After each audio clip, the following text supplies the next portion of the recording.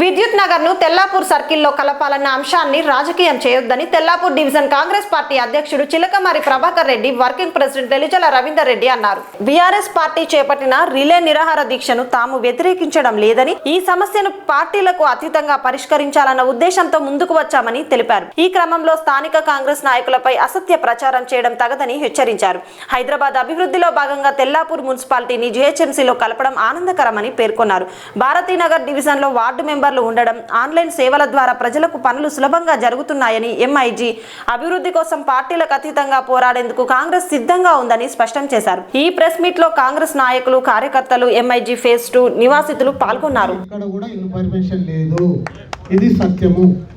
మరి ఇక్కడ మాకు ఉటావుటిన తెలవగానే ఈరోజు మేము మధ్యాహ్నం అందరం కూర్చొని మరి ఈ కార్యక్రమానికి మేము కూడా ప్రెస్ మీట్ పెట్టాలనే ఉద్దేశంతో ఈరోజు విద్యుత్ నగర్ కాలనీ లైబ్రరీ దగ్గర మరి ఈ ప్రెస్ మీట్ మిమ్మల్ని కూడా పిలవగానే మీ అందరు కూడా మా మీద ప్రేమతోటి దయదలిచి పత్రికా మిత్రులు, ఎలక్ట్రానిక్ మిత్రులు అందరూ కూడా మీరు ఇంత మాకు సమయాన్ని ఇచ్చి మేము చెప్పబోయే ఈ ప్రెస్ మీట్ కార్యక్రమాన్ని మీరు ఎక్కడ చేస్తున్నారో మేము మీకు ప్రత్యేకంగా శిరస్సు వంచి నమస్కరిస్తున్నాం కాంగ్రెస్ పార్టీ తరఫున.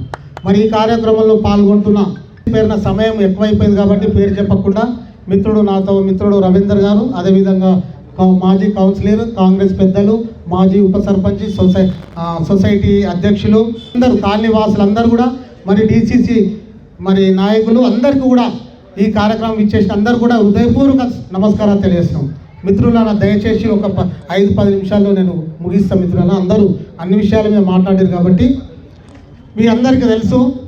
మరి అలా తెల్లాపూరు గ్రామ పంచాయతీ తర్వాత ఏదైతే పట్టణాలు అభివృద్ధి చెందుతున్నాయన్న ఉద్దేశంతో గత ప్రభుత్వం, బీఆర్ఎస్ ప్రభుత్వం హయాంలోనే మున్సిపాలిటీ చేయడం జరిగింది.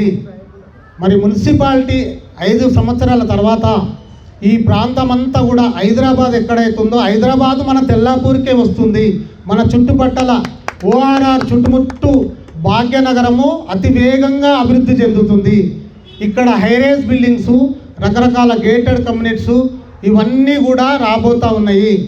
మరి మేమందరం కూడా బీఆర్ఎస్ నాయకులు కానీ మేము కూడా అందరం కూడా ఈ రాబోయే రోజుల్లో మరి లక్షల జనాభా, మరి ఇక్కడ దాదాపు 2 లక్షల ఓటర్స్ రాబోతున్నారు అనే ఉద్దేశంతో వాళ్ళు లెటర్ ద్వారా ఇవ్వడం జరిగింది. మేము మా నాయకుల దగ్గరికి, ఆఫీసర్ దగ్గరికి మేము కూడా అందరము పోయి మేము కూడా అడగడం జరిగింది. మరి వారు ఒకటే చెప్పారు.